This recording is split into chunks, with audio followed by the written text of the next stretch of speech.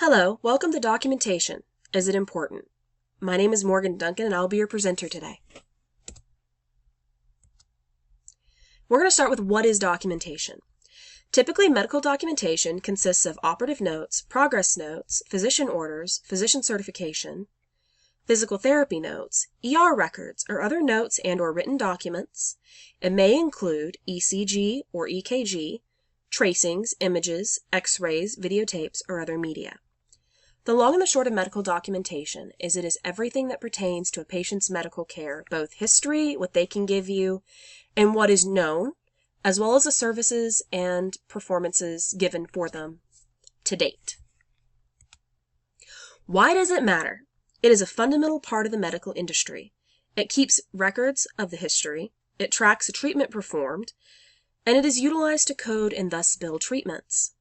Comprehensive code documentation with correct problem solving will actually reflect in the patient's overall condition.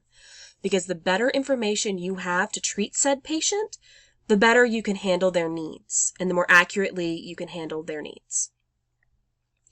It will also result in a better ability to code and bill treatments and get correct reimbursement for services rendered.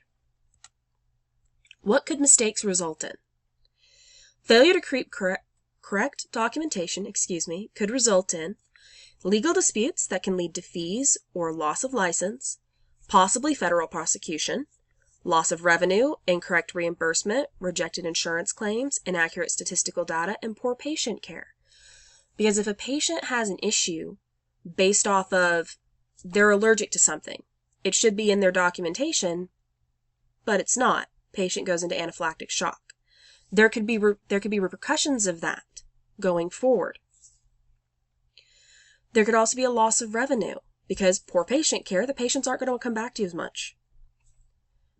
And of course, if you are incorrectly documenting and then incorrectly coding and then charging too much for procedures, it could result in audits and other issues of that nature. Now, case studies, the focus and reason. The following 8 slides are going to go over 4 case studies. All of these cases are examples of correct and incorrect documentation. We will go over examples of the correct codes given by the supervisors and how they're supported, the information supporting those codes directly documented in the case, and the accuracies and inaccuracies of specific points of the cases. Not every case has all 3, but the majority of them, well, all of them, have at least one of the 3 going on. Alright, so we're going to start with this case. We have the reason for the visit and the primary diagnosis, which are the same code, as well as a secondary diagnosis. We also have a detailed procedure already laid out for us. Now, the good. The code C50.411 is a malignant neoplasm of the upper outer quadrant of the right female breast. It was properly documented in the case. It matched the post and preoperative diagnoses, as well as the description of the imagery findings under physical examinations. This was a great example of proper, consistent documentation throughout the medical record. The issues, or the bad. The medical history does not cover surgical history, and in the indications for the procedures section of the documentation, it was stated there were prior mastiopexies, as well as breast augmentation. However, this was not mentioned in any of the documentation outside of this area, including surgical history, where it should have been mentioned. Case study 4100-2092. Primary diagnosis. The secondary diagnoses are all here, including essential hypertension, diabetes mellitus, type 2. And there are also a note saying that though there are numerous laboratory procedures, the clinic requires they not code them because they're most probably captured by the ChargeMaster system in place at the facility. A procedure code could not be assigned based on the documentation. The good and the bad. The medical history on this report is very detailed and allows for full coding of the patient's secondary diagnoses. Explanation of how those conditions are managed, as well as how they're controlled, is well explained. The overall content of the record was easily organized and easy to understand despite missing information.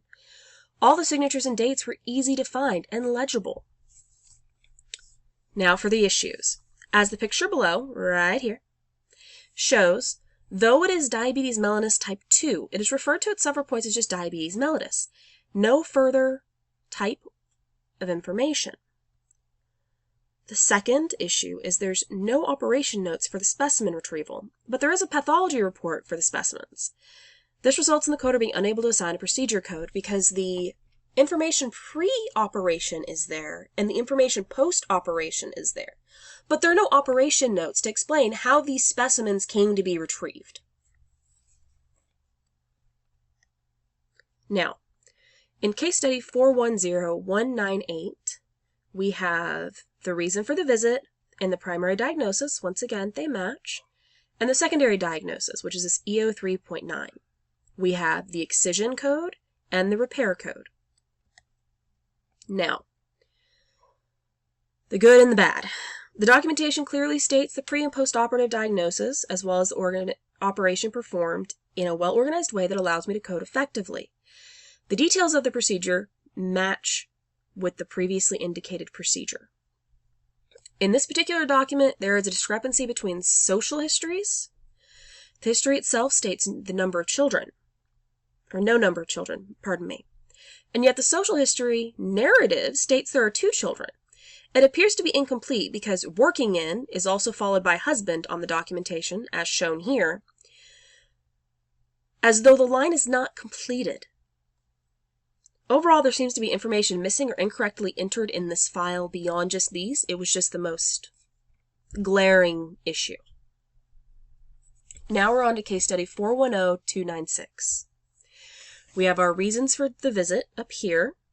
Same code, primary diagnosis and the reason. Secondary diagnosis, which is a good list over here. And then the HCPCS codes for everything used during the actual situation. Now the good and the bad. The good. The description of the overall procedure was accurate. The overall information of these procedures was great. There was no pre- or post-operative diagnosis, which I found odd, but the date of service, patient name, age, as well as any other necessary information, was there in order to code from. Now, there were some issues with this case. The first part of it was handwritten, and in this case was extremely hard to understand and would be hard to code. The handwriting was not written in a way that someone other than the author could easily tell what was going on, which is a major issue. For example, there were chief complaint / present illnesses asked for, and it looks to say some, but it should say same. Under history / comorbid conditions, the fourth condition is completely illegible. This is a problem because going forward, these notes taken to a different facility or looked over by a different physician is not going to understand everything going on here. And it has to be properly documented and easily understood by anyone other than the author trying to read said report. Otherwise, there's no point in the paper even being in there. Now, things to keep in mind in medical documentation. The things that are expected: timely entries, objective comments, documenting non-compliance, document oral communication, document actions taken, documentation of informed consent, and state objectives or concerns regarding case management. All of these things center around making sure that you have information on time. It's based on actual evidence and objective thinking rather than opinion-based. And documenting communications, actions, non-compliance, anything that should be documented that you might not think of normally. Like a doctor gives an oral order for someone in the hospital. That should be documented the same way it would be if they had written out an actual prescription. Now, there are some things that are completely inexcusable in documentation. Using improper English, including emojis, slang, and non-medical abbreviations. Rule of thumb, if you would not use this language in a letter to a hospital director, do not use it in your medical documentation. Unprofessional comments. If it's not something you can say, again, to that director, it shouldn't go in here. Unclear language or lack of correct terms. Always use the proper information in the proper language. Otherwise, it can lead to misunderstandings. An altering of a record through admittance, deletion, or assumption based on commentary that is not verified. This can very easily lead to fraud because you have taken information and changed things based on no substantial evidence. Now, how can we improve our documentation? There are multiple options for helping improve documentation quality. Educate your employees, have seminars, send out newsletters and memos covering topics of documentation to keep them up to date. Set expectations through policies and procedures. Make sure your employees know what's expected by your company for compliance. If they understand what you want, they can give you that. If they can't, then perhaps further training is required. Offer job aids to assist in documentation. A checklist to help verify quality and that everything's there. An outline of the guidelines available, if needed, to help people really understand what they're trying to fit themselves to. Do internal quality control checks. Participate in internal audits. Have experienced personnel quality check documentation. You can't expect everyone to understand what's going on.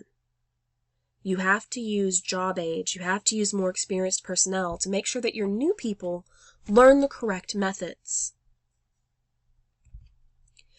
Now, in closing, I want to explain why I used a mandala for the majority of these slides, or for the overall theme of this slides.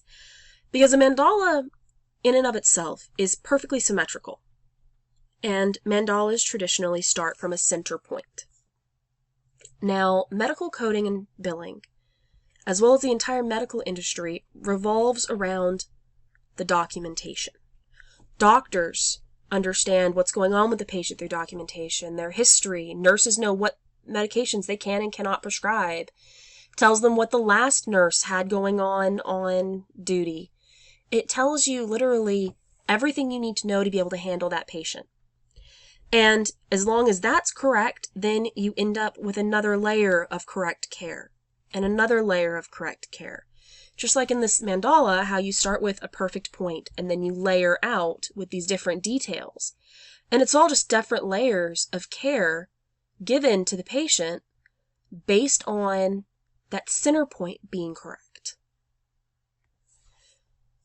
In medical coding and billing, that central documentation allows for the entire mandala to unfold. And that mandala is proper care in the healthcare industry. I think that if people understood how important their actual documentation is to creating this, we'll call it a flower of medical care, I think they would take it a lot more seriously than many do.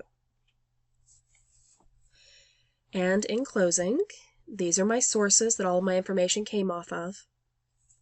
And I hope you learned some things from my documentation today. Have a great day.